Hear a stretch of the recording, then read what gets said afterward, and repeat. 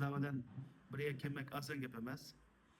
Bu muhojirat hammamiz shu o'z dardimiz bilan, o'z ishimiz bilan yashab ketdik. Bugun ikki og'iz yurak so'zni qilish bilan birga oxirgi duo qilamiz. Qarindoshlar, bir narsani tasavvur qilaman. Mush aramizda hammamizning bir o'rtaq nuqtasi bor. Hammamiz onamizni yaxshi ko'ramiz. Anani yaxshi ko'rmaydigan bormi yo'qmi? Yani anamızdan bizden baqqallıqını, bizga mehri muhabbet berganligini o'ylasak, yani anamızdan yaxshi ko'radigan ikkinchi bir narsa yo'qdek his qilamiz. Shunda go'zal anamizni qaroqchilar kelib bulab ketsa, qanaqa qilamiz qarindoshlar?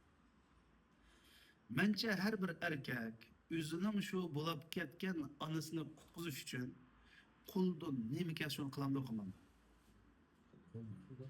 Eğer o kımısa erkek mi hesaplamaydı, adam hesaplamaydı. Şundan bu. Bunu biliniz. Eğer şu anının kutkuzuş için pul kaçlaş gelse pul kaçlaydı. Eğer o anının kutkuzuş için bilim ögünüş doğru gelse bilim ögündü. Eğer o anının kutkuzuş için otlağa giriş gelse bence her bir Uygurca gidip otlağa gidiyor. Rasmi yalgan bu. Uxlaganda, qopqanda, bütün hayatıda bunun meselesi yok. Şu adını kutkuzuş meselesi bulan bu. Men davatkan ana, şu ana vatan. Biz oğuzun, bam yok mu ana vatan dep? Bu ne mesleğe? Bir asıl teyledim. Hem de sizlerden, muşu ana vatan üçünlerden azırak bir işlerini kıp koşanlarını talep kılın. Eğer siz şu hakikaten şu ana vatanda yani analarını yaxshi ko'rsanlar, birincisi qarindoshlarimiz o'zinglarning musulmondarchiligini, yani musulmon Uyg'uriyga tikilganini, yani o'zinglarning dininglarni saqlab qolinglar. Men qisqartib aytay, xohlanglar uylisizlar. Dunyoda samaviy dinlar bor, Yahudi dini, Hristiyan dini, Islom dini, dunyo din jiq, lekin dunyoda hamma din o'lgandan keyin bir hisob bor deb qaraydi. İki xil qarash bor dunyoda. Ölgen geçim yok, öylese tüyde ketdi. Bu komünistlarınki, yani dinsizlarına karşı. Yeni bir qarash var ölgenden keyin, ya ölgenden keyin yeni bir hayat var deydi. Hem siz oynab bakыңlar, bu kichik masala emas. Agar ölgenden keyin tugab ketsak, ish bo'lmasa naqat yaxshi endi, hammamiz bilamiz. Ammo mayli Hristiyan dini olsun, mayli islom bo'lsin, mayli Hindu dini olsun, mayli dini olsun, ölgenden keyin tuptira deb bir akşam üstünde uxlablan onumuzdan kopsak bir hayatlık bulduk biz için. Şuna Peygamber Aleyhisselam sizler uxlaganda ölüsüler, uyganganda tirisler bu bir murakkab mesele dedi. Mesela ma televizor şu tak tukunu sarsak vallahi da can kirdi. Tukunu da bassak çok bir üskünü aydın. Dedi sonra bu ölüp tirileş degeni aşıdan bir meseledir. Ana hemen bizler ölümüz, ölgenden çokum biz İslam dininde olsun, Hristiyan dininde olsun, hemmizde bir hesap buldu bu yerde. Hem dinimizden var bu gap. Şunun için bu mesele kelgende sel qaraydigan yoki nim bo'lsa bo'lar, yo kelgan bir gap bo'lar emas. Bu masala to'g'ri yaxshi o'ylaninglar. Agar bo'lmasa, ya'ni mencha bo'lgan vaqtida dininglarga sal qarmanglar. Chunki bu din bizning kimligimizni, bizning kim ekanligimizni, bizning bu dunyoda nima uchun yashaydiganligimizni, bizning nadin kelganligimizni, naga borganligimizni, eng muhimi hayotimizga bir ma'no topildi. Hayatımızda nima taqildi? Ma'no taqildi. Din orqali hayotimizda to'g'ri xato bo'ldi, yeshil chiziq qizil bo'ldi, bu bek muhim. Ikkinchisi qarindoshlar, agar shu analarni yaxshi ko'rsanglar, o'zinglarning Uyg'urliklarini qattiq unutqanlar. Ya'ni kimliginglar. Biz Uyg'ur faxrlanadigan bir millatchiz.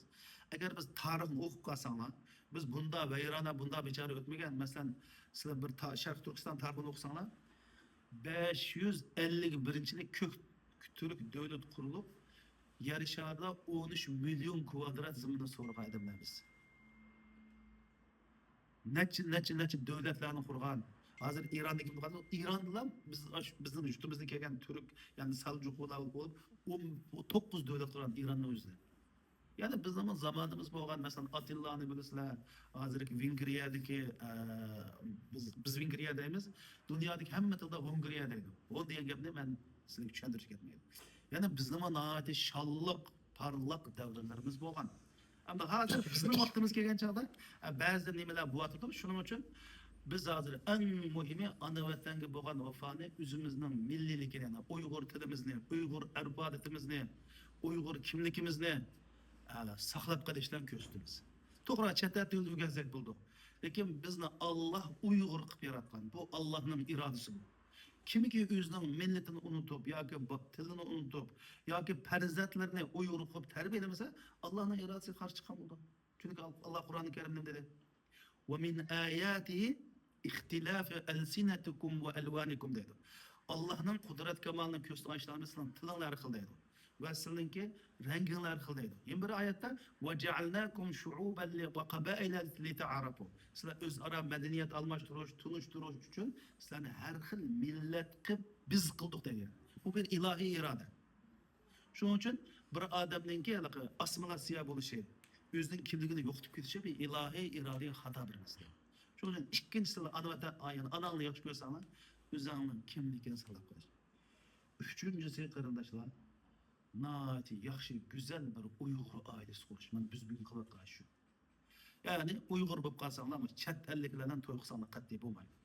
Biz Xitoylarni nima deb qilyapmiz? Oy, genosid qildi, irg'inchilik qildi. Bir Uyg'ur bolasi bir chet el bilan to'y qilsa, genosidning dal o'zi shu. Chunki men chet elda to'y qilgan bir Uyg'urning bolasining hozirgacha Uyg'ur bo'lib qolganligini asos jihatdan ko'rib boqmadim. Mayli qiz bo'lsin, mayli o'g'il bo'lsin, to'y qilgandigilam qarshi tarafga o'tib ketilgan ahvol bor. Chunki bizning madaniyat xaltimiz mush Xitoylarning mustamlik ostida bo'shib o'tdi. Shuning xos madaniyat qo'shilsam, shuni o'zlab ketamiz. Shuning uchun agar shu halqi biz degan analarni yaxshi ko'rsanglar, bir Uyg'urlardan to'y qilinglar. Chunki Uyg'urlardan to'y qilsanglar, balanglar Uyg'ur bo'ladi. Uyg'ur bo'lsa Sharq Turkiston bo'ladi. Uyg'ur bo'lmasa Sharq Turkiston bo'ladi, mumkin emas u.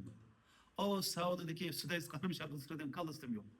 Shundan emasmi? O bir Arabning yo bir nimning uning kallasida Sharq Turkiston degan bir narsa yo'q. Sharq Turkiston bizning mulkimiz, Alloh bizga bergan. Uni qo'g'dash, uni himoya qilish, mayli navrimizning navrisi bo'lsin, uning igdorchilik qilish haqqi va uning uchun bir shart bor, Uyg'ur bo'lish kerak, musulmon bo'lish kerak. Shuning uchun Alloh subhanahu va taolo bu nikahni va bundan keyin mana to'y qilmaganlar bo'lsa va to'y qilmaganlarning nikahini mush asosda quringlar. Dininglarning asosida quringlar. Milliy kimliginglar va shu oilani bir g'oyasi qursin. Ya pichadigan, dunyoda u to'y qiladigan ishlarning butun jaliqlarda bor. To'y qiladi, baltis tug'di, uydi, unda emas. Bizning oila qurishimiz bir g'oya uchun bo'lsin. Bir nishon uchun bo'lsin. Shu chog'da oila baxtli bo'ladi, chunki oilani bir nima uchun yashaysizlar dedi. Yashashning bir uning javobi bo'ldi senda. Bu uchun yap ichish yoki qo'shal bo'lish, yap ichish yazsam, boshqa maxluqotlardan nima farqi bor? Uni ustiga o yap ichishning o'zimizda aytgan chishan qolmaydi, yemaysilar. Chiroyli xotinimiz qayirib makchi bilas bo'ldi, uni tugar, hammasi vaqtlar. Allohning xizmati, vatanning xizmati, millatning xizmati bir g'oyib bo'lsa bu menga tugmaydi, faqat shu yerdan keladi.